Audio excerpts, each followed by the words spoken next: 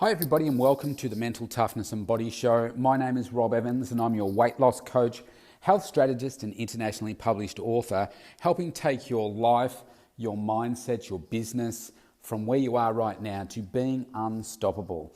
And I hope you all took the opportunity to listen to yesterday's episode with Unstoppable Tracy. Isn't she a remarkable human being? We have so much that we believe is adversity that faces our lives. And when you look at everything that Tracy has done, I don't think any of us have anything to complain about. What a beautiful, humble, remarkable lady. If you haven't listened to that, please go and have a listen to that interview. You get to see us both on video. I thoroughly enjoyed it, and we're bound to do another one before too long. Today, I want to talk about the anti-mindset. Some people that you come across, it doesn't matter what it is that you talk about, what aspect of life, what topic, they're against it. Now, I want to put this conversation into the context of COVID. And let me walk you through a bit of a life cycle of COVID, of the trends that I'm starting to see here in Australia. Now, particularly in my state here, let me give you an update. In Melbourne, Victoria, Australia, we today were down to 148 new cases, so it's slowly coming down. As a reminder, we peaked around 800 a few weeks ago, where they put us in a more severe lockdown, and now we've come down to 148. The last few days we've been in the hundreds. We had a day up in 211, I think, where today's higher than yesterday, but I would expect tomorrow to be a bit lower because there's about a 2-day lag with our testing results, and the weekend here was really cold, so you would have had less people testing. So it's not necessarily a true representation of how many cases are out there for COVID, but more people would have been staying away from testing. So that's why. So that's what I'd be expecting tomorrow. But we, I believe, are in the longest lockdown anywhere in the world and the harshest restrictions currently anywhere in the world. And, well, before I go any further, let me walk you through the context of COVID.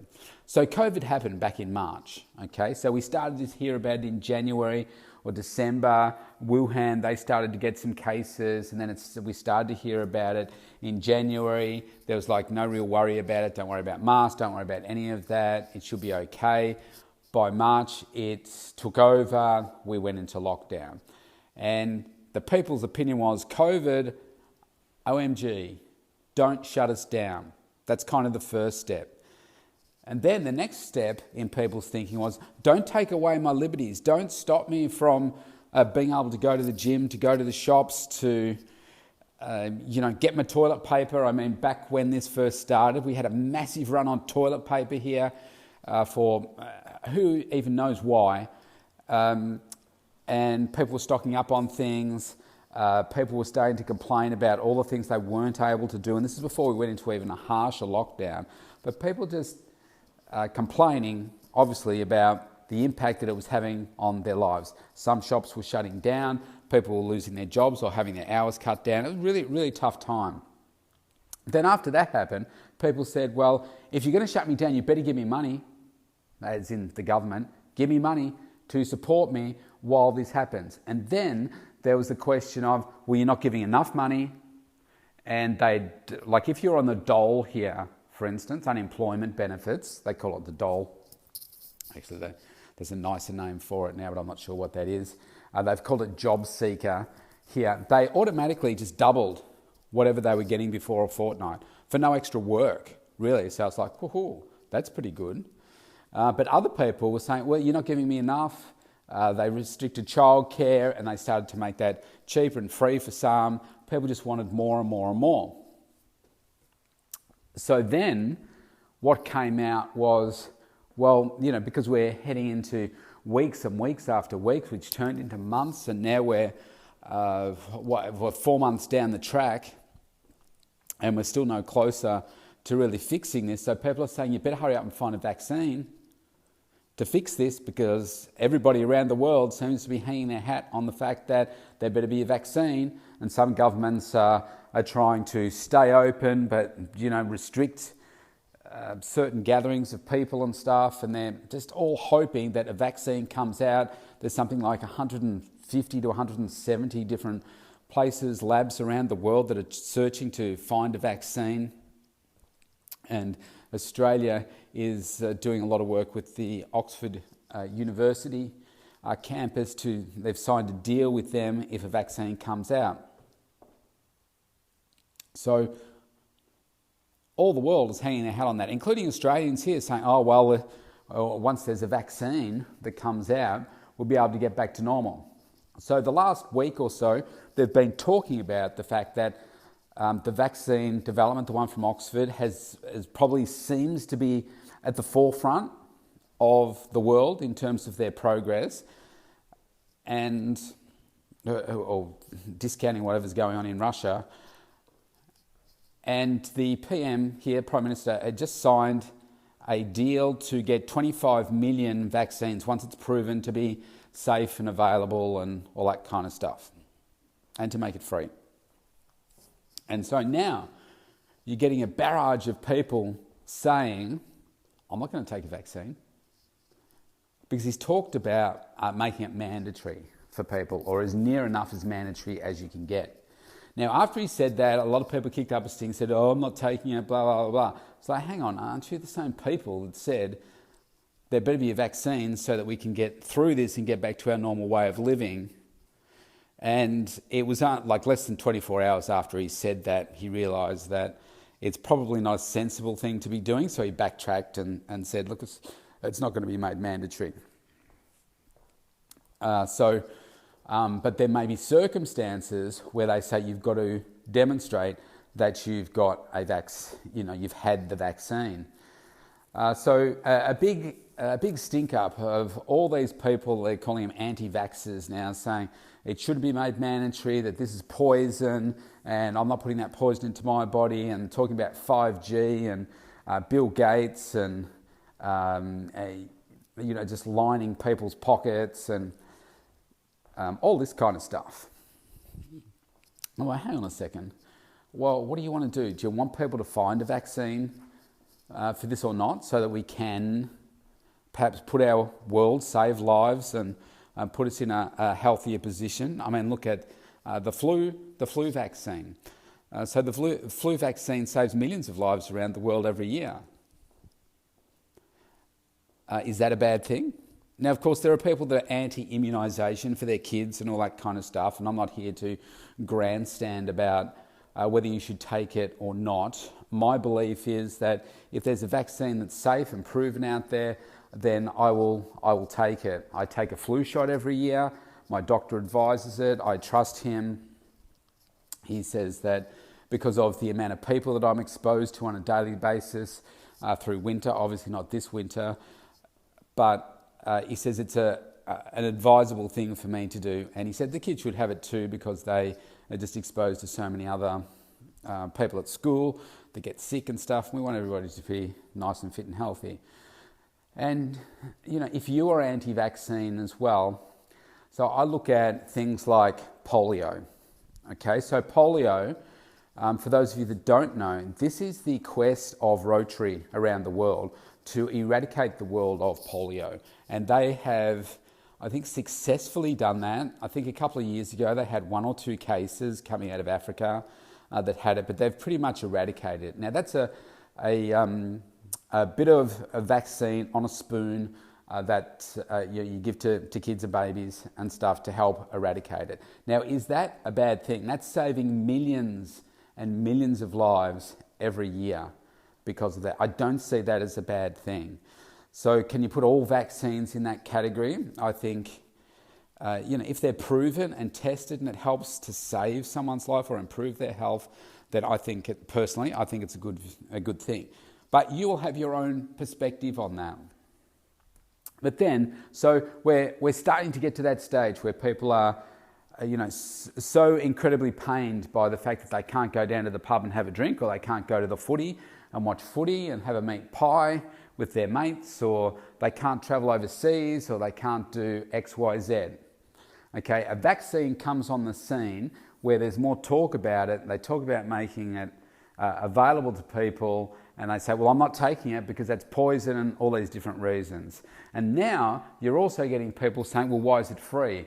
There's got to be a hidden agenda, etc., etc. And it's like, man, can you not see the inverse of all those things? Why are they making it free? Because imagine if they said there's a charge. They say, oh, the government's profiteering out of this and blah, blah, blah, blah.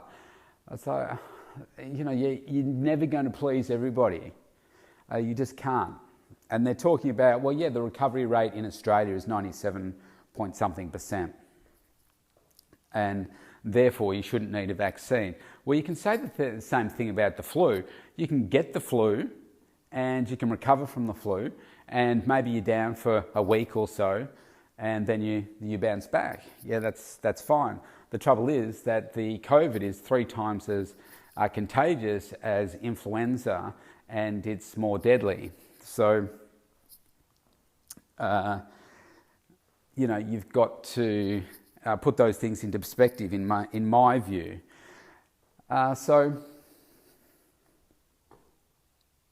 people are curious creatures. It doesn't matter what you do, some people are always going to have this anti-mindset.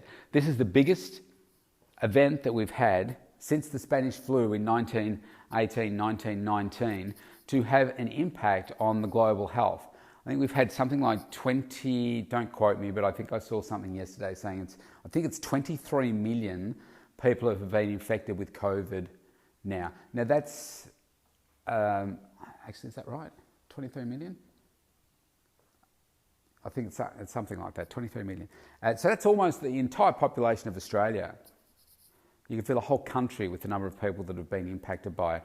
And the number of deaths, I can't remember that, but it's a huge number. It's over 1 million, I think. And I think if you're hanging your hat on the fact that there needs to be a vaccine, the bottom line is that we need to stem the flow of this, and you can't keep everybody locked up forever. And the only way that you're going to start to eliminate this is if you have either herd immunity or there's some other way to make populations immune so that when it does pop up in that community, then people are okay with it. And then it doesn't keep spreading from one to the other, to the other, to the other exponentially. And we just get this bigger and bigger issue where more people are dying. And logic says that the only way to do that is by introducing some kind of vaccine. So it got me thinking about the mindset of anti-vaxxers and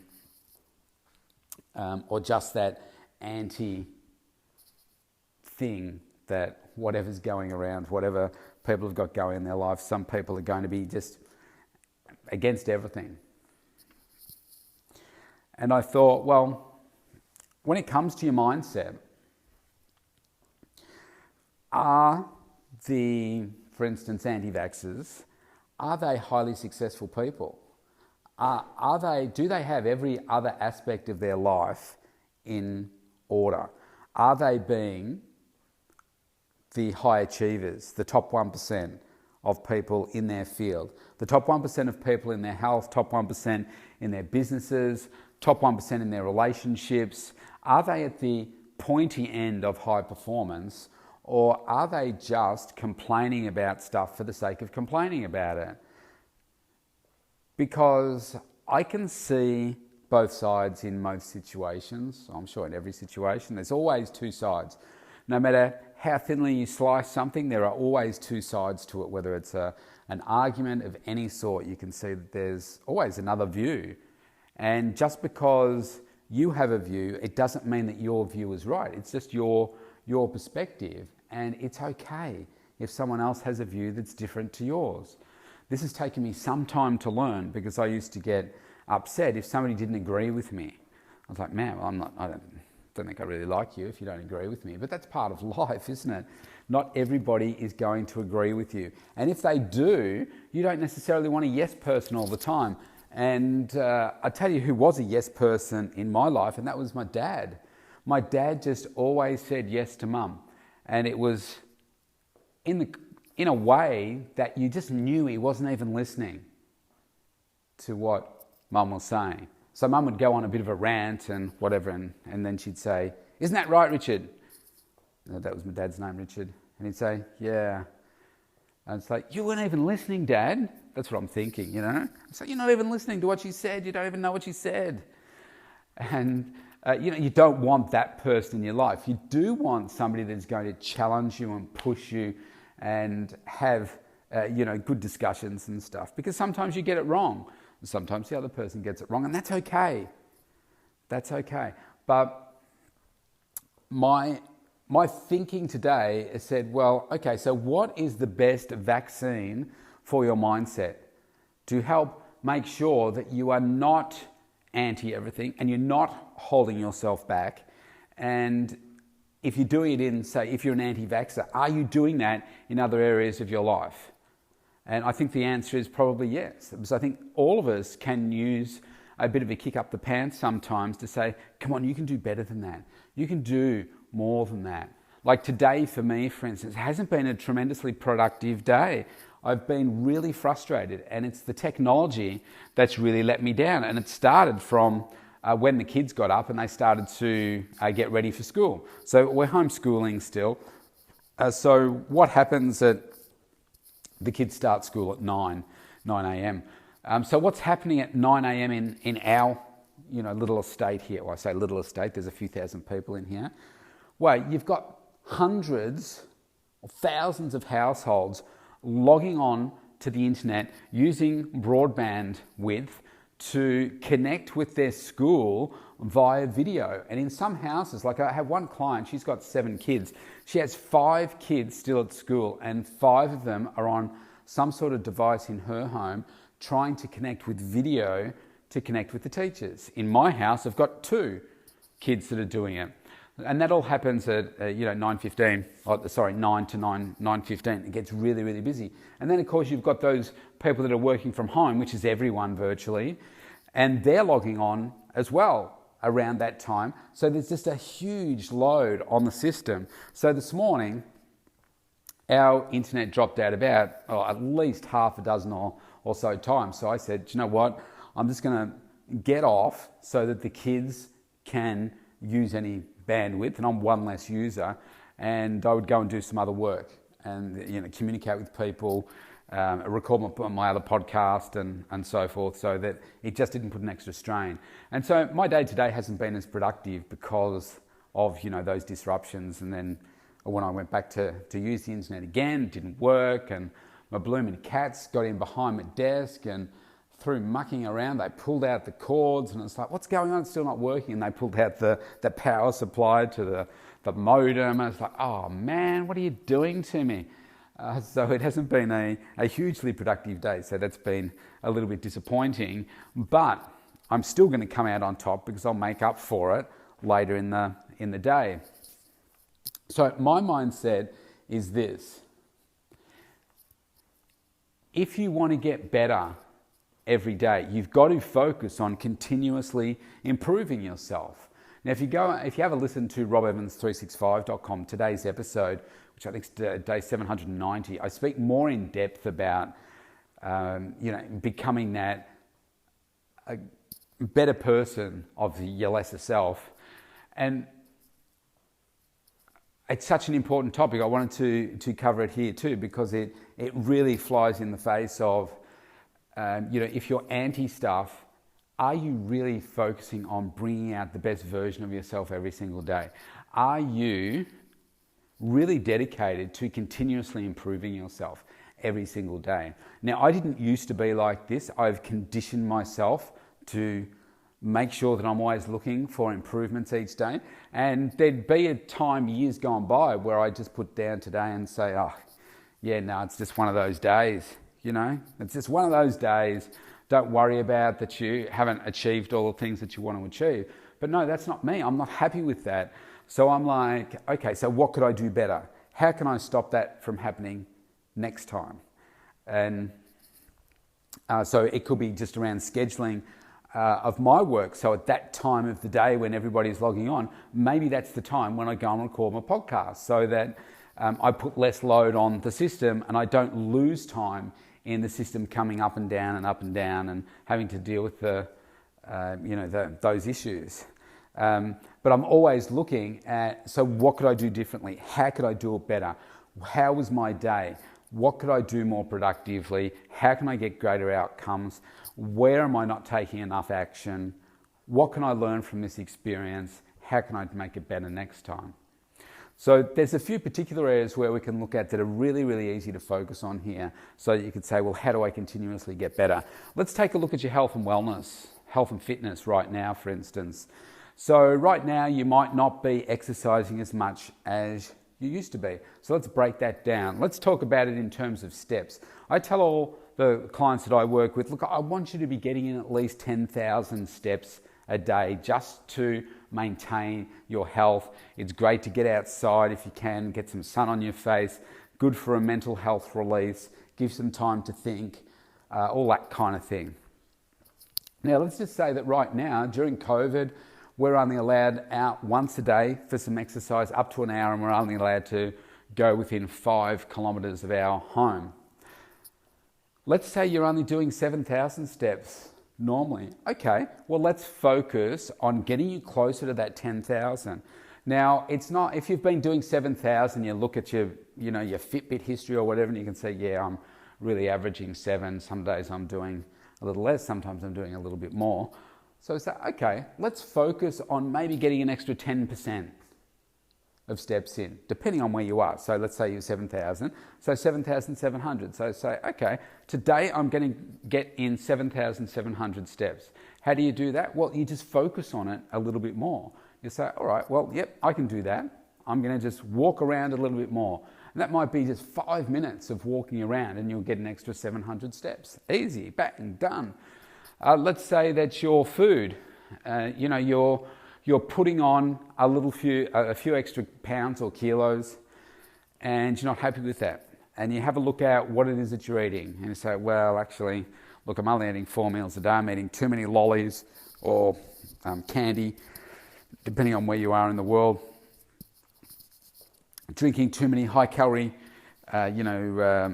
sodas or energy drinks or those types of things, having too much, say, rice or pasta or bread or those high-energy carbohydrates, you're having too many of those, not eating enough plant-based food, that kind of stuff. And say, okay, well, let's focus on changing that. Let's cut down on the energy drinks. Don't cut them out, just cut them down. Maybe we need to cut down some of the high-energy stuff. So, I don't know, let's just say that you're having... I'll be stupid for a second. You're having half a loaf of bread during the day. Cut it down.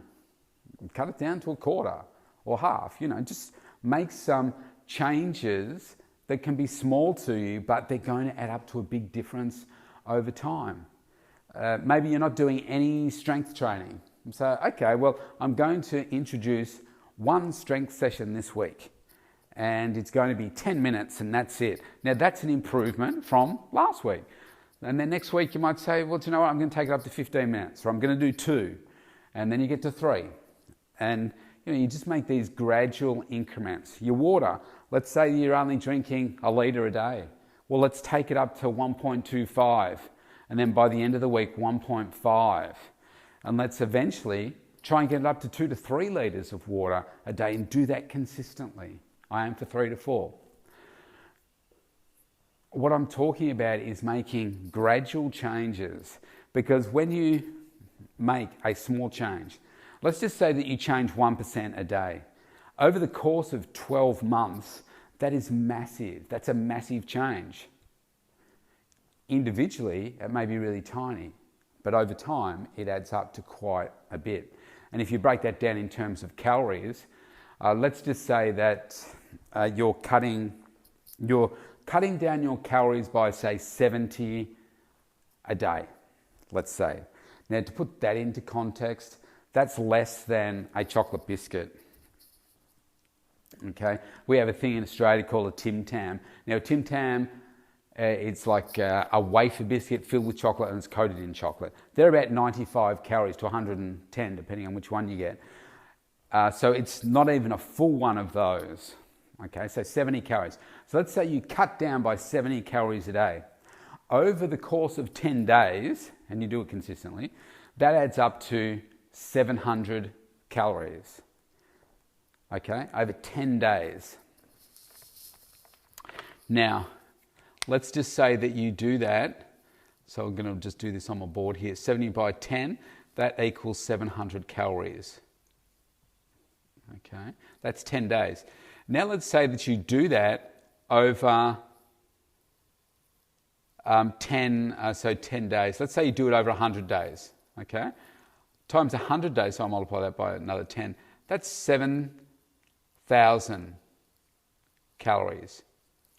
Okay, now that is about, it's 7,700, but let's say it's about 1 kilo or 2.2 pounds, okay, of fat, just by making that one change. Now let's say 100 days, multiply that by 3, and that gives you 300 days, so 10 months, that's going to give you 3 kilos, just by making that small change. So that's just a really simple example how you can just make a consistent, really tiny change like that, and you have a big impact in the long run. You do that consistently and your weight just keeps coming down further and further. That's without any exercise or anything. That's just making that one simple change. So the key here is to condition yourself to continuously improve. Obviously, I've just used a very graphical example there of how you can do it with your health and wellness, but you can do this in any area of your life. Conditioning yourself to improve, whether it's relationships. You've just got to work out, what does success mean to you in that particular area? What are the measures around it?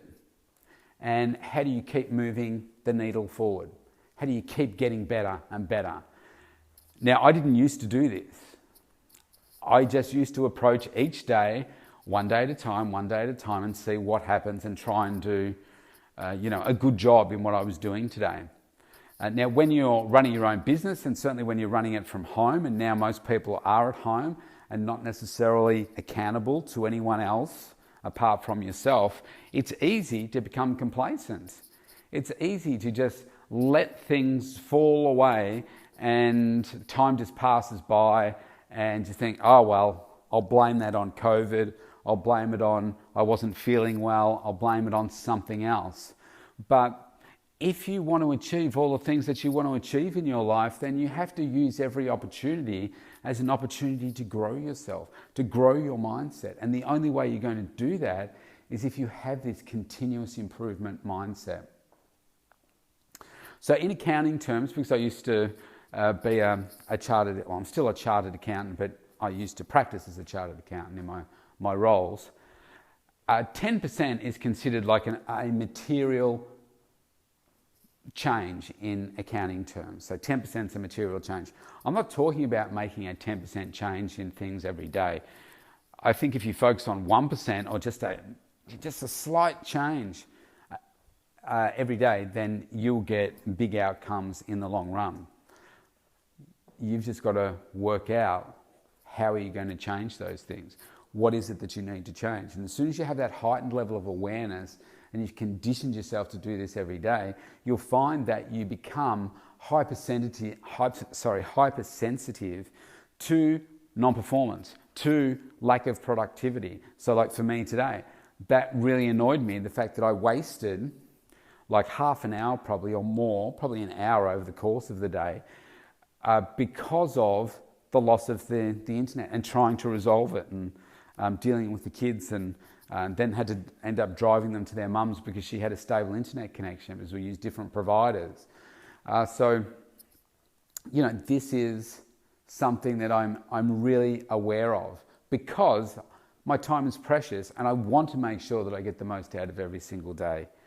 And when I don't, I get frustrated. And so then I analyze each day and I say, how could I have approached today differently? What have I learned today so that I don't make the same mistake tomorrow. And you say, oh, but it was IT. It wasn't your fault. But like I said before, there are some things I can do differently, because the last 2 days now, it's been really funny at that time.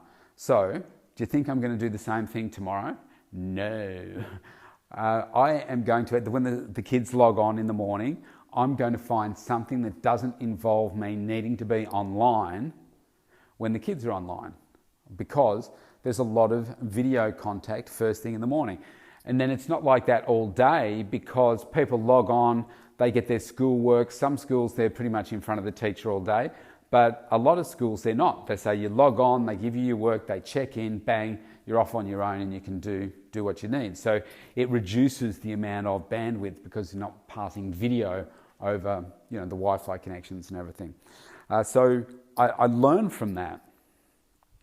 The other things I'm learning about, obviously, with that technology, we have a solution in place. If I identify it early, I'll say, okay, I'll take the girls to their mum's house, which is just around the corner, and they can have an uninterrupted supply there. Then I know that they're taken care of. They're not missing out on their learning. And then I can take advantage of the time when they're not with me. There's less distraction and I can get some more things done there. When it comes to other things like maybe I'm not reaching out to as many people as I think I should be. Well, how do you think you're going to overcome some of these things? Well, the key is you've got to put some measures in place for yourself. Set yourself some targets for who are you going to be reaching out for today? How many people? Which platforms are you going to be reaching out to them? How many phone calls are you going to make? How are you going to have a greater presence than you are? So I look at my schedule today, and now I spent time last night planning what I was going to do today. Now, because of the loss of the internet, it meant I had to shuffle things around, and that then impacted the workout that I did today. I had to shuffle that around as well. So you've got to be able to pivot and shift things around where possible, but then learn from it and say, okay, well, how do I still get what I need to get done, and how do I fix it from happening again?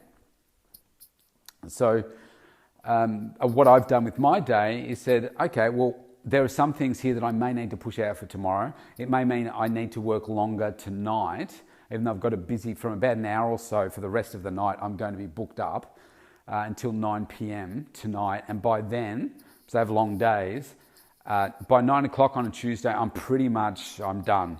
I need to spend some time with the kids. I need to unwind a bit, because then it all starts again, in about 6 hours, after 6 hours sleep.